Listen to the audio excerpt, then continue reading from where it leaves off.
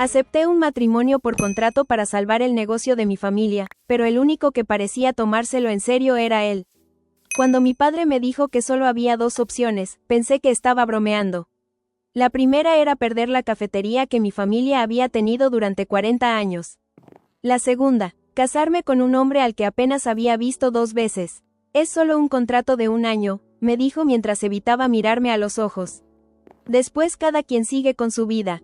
No quería hacerlo, pero ver a mi padre firmando papeles con las manos temblando me hizo entender que ya no quedaban más opciones. El hombre se llamaba Adrián.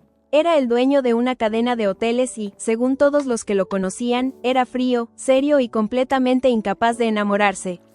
La primera reunión fue peor de lo que imaginaba. Llegó exactamente a la hora acordada. Traje oscuro, corbata perfectamente acomodada, ni una sonrisa. Se sentó frente a mí y colocó un contrato sobre la mesa. Léelo completo. Si hay algo que no te parezca, lo cambiamos. Eso me sorprendió. Esperaba que intentara imponer condiciones. En cambio, esperó en silencio mientras yo revisaba cada página. No había nada extraño, solo reglas básicas: aparecer juntos en eventos importantes, vivir en la misma casa durante 1 año y no revelar que el matrimonio era un acuerdo. Cuando terminé de leer, levanté la vista. ¿Por qué haces esto? Adrián tardó unos segundos en responder. Porque también necesito este matrimonio. ¿Para qué? Mi abuelo dejó una cláusula en su testamento. Si no me caso antes de cumplir 30 años, perderé el control de la empresa. No parecía feliz con la idea, solo resignado. Firmamos ese mismo día. Pensé que todo sería incómodo. Y lo fue. La primera noche en la casa que compartiríamos fue un desastre. Yo estaba tan nerviosa que derramé café sobre una alfombra que seguramente costaba más que mi coche. Empecé a disculparme una y otra vez.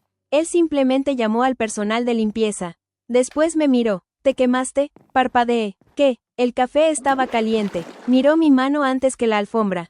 Ese detalle me tomó por sorpresa. Los días siguientes fueron igual de extraños. Nunca invadía mi espacio. Si llegaba tarde, me avisaba. Si sabía que no me gustaba algún platillo, hacía que prepararan otra cosa sin decir una palabra. Era atento, pero distante, como si hubiera aprendido a cuidar de los demás sin permitirse acercarse demasiado. Una noche regresé muy tarde de la cafetería. Había olvidado cenar. Entré a la cocina buscando cualquier cosa.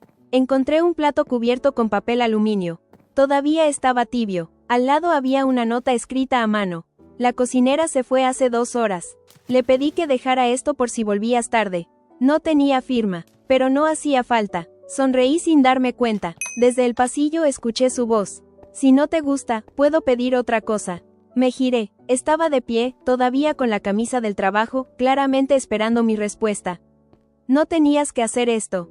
Se encogió ligeramente de hombros. Lo sé, por primera vez desde que lo conocía. Sonrió. Fue apenas una sonrisa pequeña, pero cambió por completo su expresión. Y, por alguna razón que no supe explicar, sentí que ese matrimonio iba a ser mucho más complicado de lo que decía el contrato. Las semanas pasaron más rápido de lo que esperaba. El matrimonio seguía siendo una actuación, al menos para todos los demás. Cada evento era igual. Él me ofrecía el brazo antes de entrar. Me preguntaba en voz baja si estaba cómoda.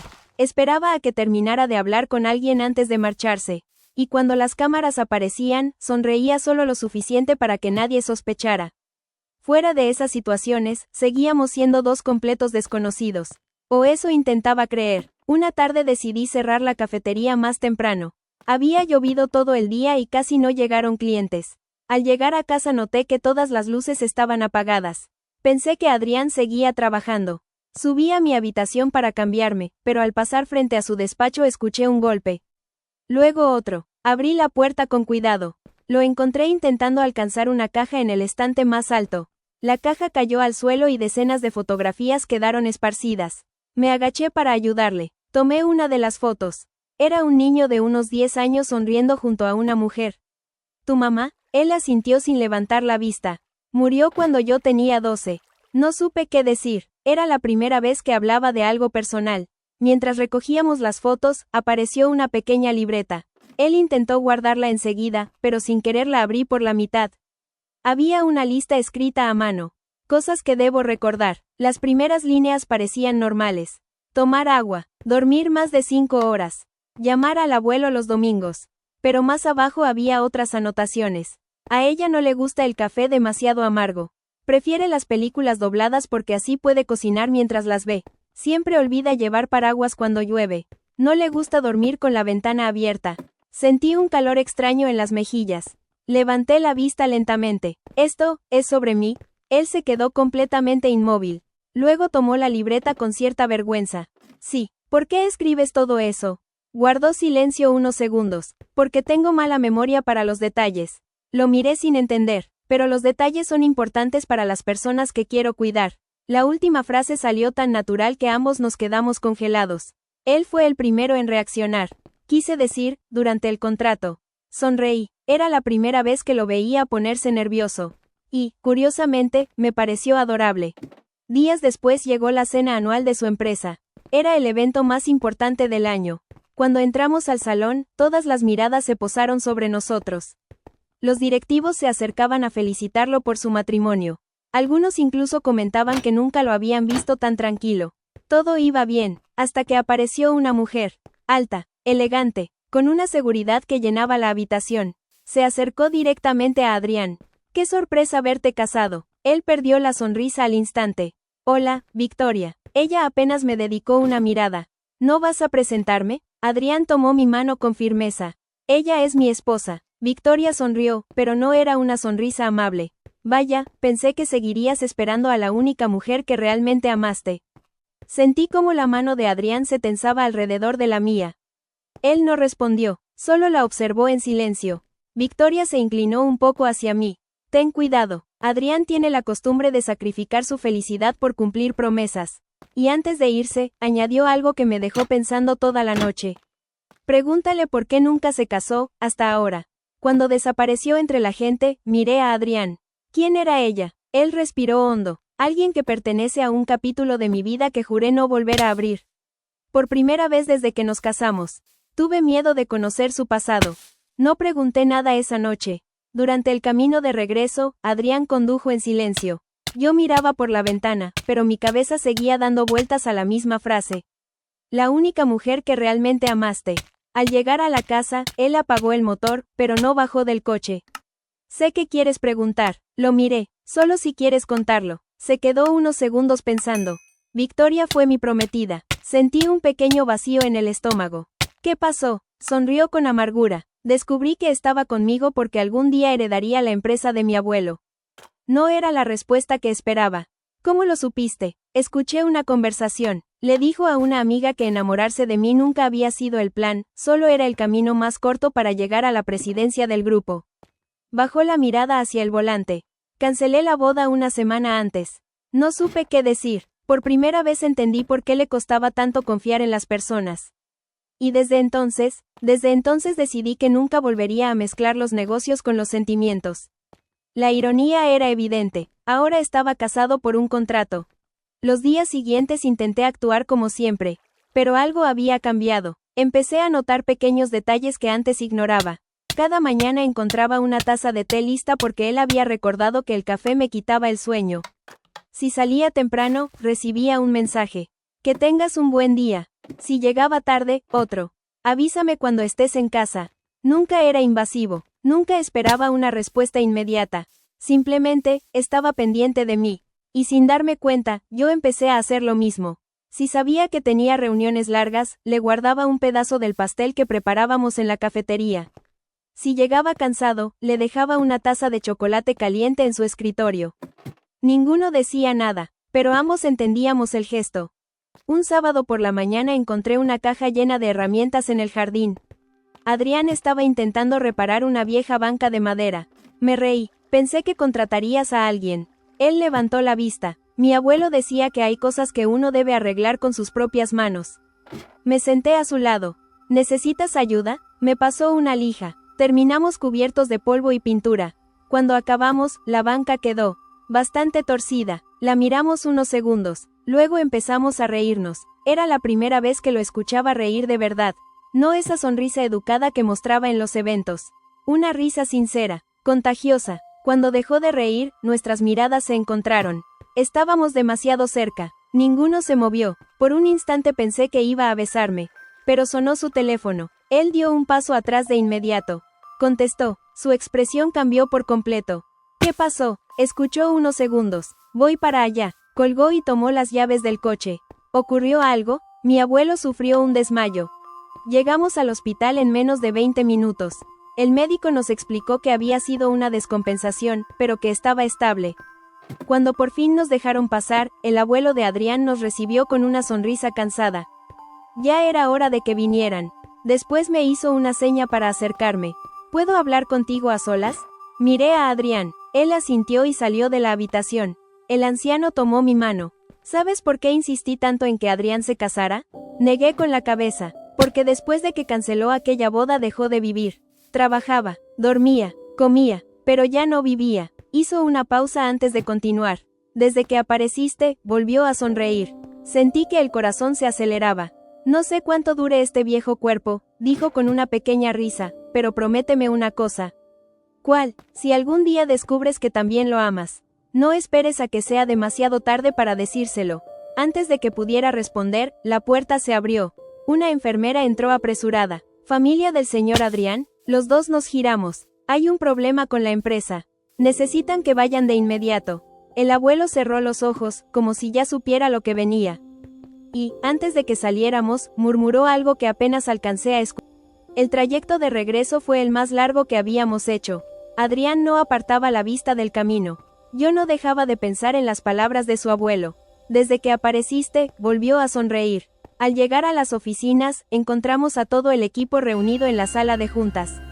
El ambiente era tenso. Uno de los abogados tomó la palabra. Hace una hora, Victoria compró una cantidad importante de acciones de la empresa.